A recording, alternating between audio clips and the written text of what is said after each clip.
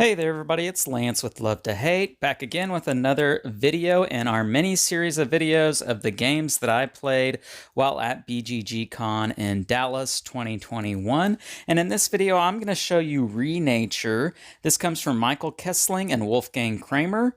The art is from Dennis Lohausen, and this is from Capstone Games. It's for 2 to 4 players, takes about 45 to 60 minutes, and it's for ages 8 and up.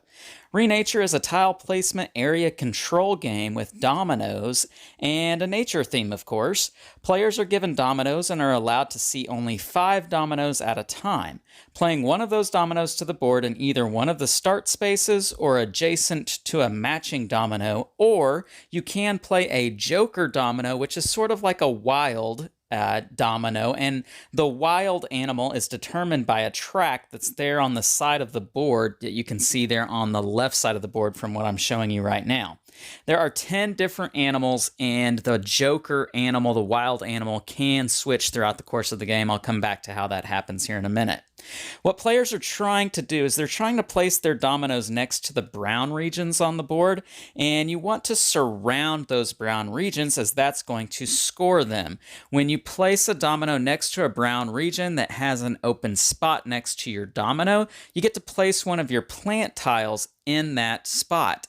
And your plants are going to come in different values. You have turfs, which are worth 1 point. You have bushes, which are worth 2 points. Pines, which are worth 3 points. And trees, which are worth 4 points.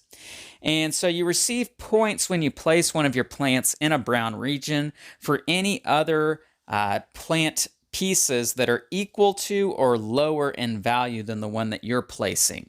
And so you want to try to place your plant pieces in regions that have other plant pieces of equal or lower value. Hope that makes sense. When a player plays a domino that completely surrounds a region, that player gets to take the sunflower token, which are seen there in the middle of those brown regions. And on the back of those sunflower tokens, it has a secret number of victory points. You want to keep that till the end of the game. Once the player does take that, then you're going to look at that brown region and you're going to give points to whoever has the most presence in that brown region. They will score the higher number of victory points on the front of that sunflower token, and then whoever is second most will score the second most amount of points on the token. There are also cloud tokens in the game. These act as a currency which allow you to pick up your already placed plants to be able to reuse on a future turn, or it could give you a whole new turn. You can also use the cloud tokens to change the joker, which was the wild animal domino.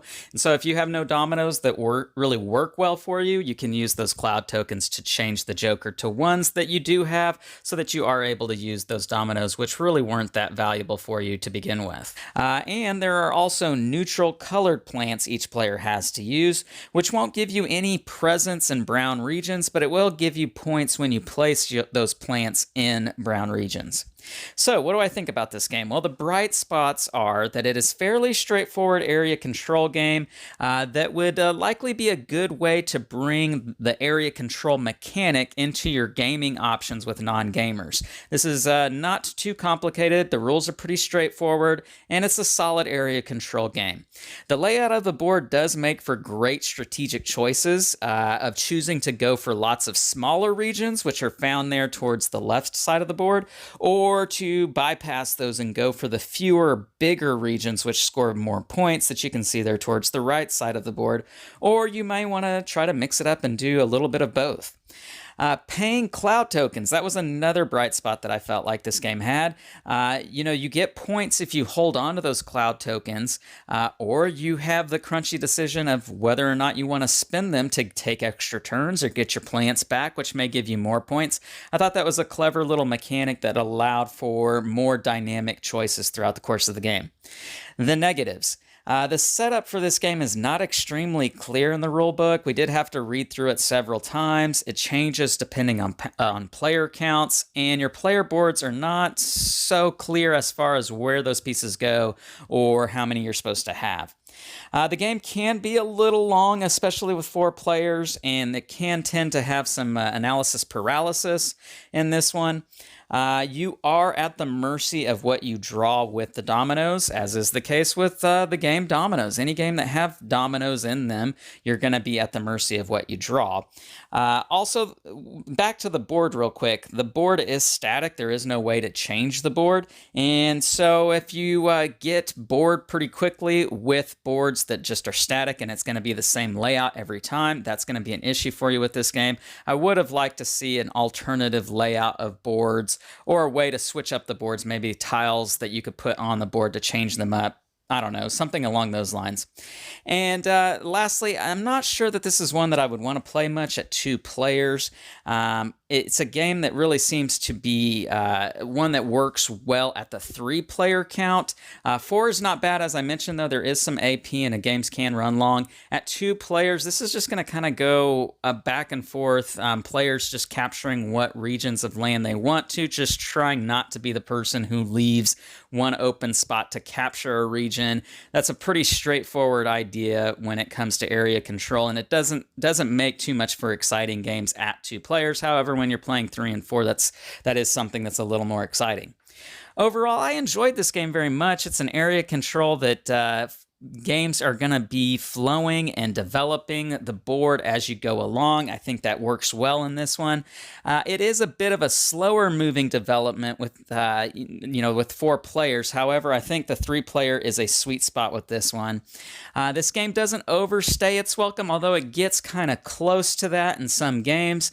It's a good intro to area control for new or non-gamers, and it's a familiar mechanic of dominoes, so this is going to be something that most players are going to feel at home with. It's not going to shock too many people with new mechanics or new pieces, components, that sort of thing. Luck is a factor with this one, but I don't think it's one that sinks this game too much. I'm going to go ahead and give it a 7.6 out of 10. I really enjoyed it. I enjoyed the look. I enjoyed the feel of this game. Kind of brings back some classic feel of some classic games with the domino factor in it. Really enjoyed this one. 3 players, I think it works best. 7.6 out of 10 for me. That is Renature from Capstone Games.